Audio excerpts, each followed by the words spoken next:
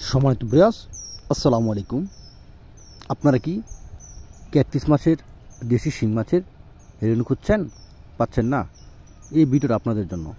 দেখেন আমরা কিভাবে মাছের ডিম সংগ্রহ করে কিভাবে আমরা শিং মাছের পোনা ফুটিয়ে থাকি, অর্থাৎ রেণু, যে মাছগুলিকে রেণু বলা হয়।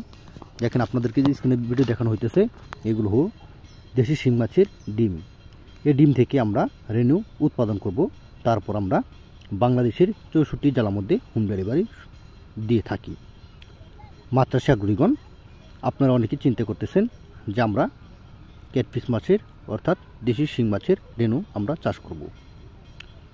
আর দেরি না করে এখনই স্ক্রিনে দেওয়া নম্বরে যোগাযোগ করে দেশি শিং মাছের পোনা ও রেণু সংগ্রহ করেন। আপনারা চাইলে আমাদের কাছ থেকে এসে দেখে শুনেও মাছের পোনা সংগ্রহ করতে পারবেন। সম্মানিত ব্রিয়াস, স্ক্রিনে ভিডিও দেখতে পাচ্ছেন, এগুলো হলো নতুন বছরের অর্থাৎ 2024 সালের 1.5 থেকে 2 ইঞ্চি সাইজের কেঞ্চি কাটা লাল টুকটুকে দেশি শিং মাছের পোনা। অবশ্যই আপনারা এই মাছগুলো চাষ করার ক্ষেত্রে একটি বন্যামুক্ত পুকুর প্রস্তুত করতে হবে। যেমন একটি পুকুর প্রস্তুত করতে হবে যাতে কোনো বৃষ্টি পড়লে যে এক পুকুর থেকে অন্য পুকুরে পানি না চলে যায়, এমন একটি বন্যামুক্ত পুকুর। আমরা এমন পুকুরকে বন্যামুক্ত পুকুর বলে থাকি।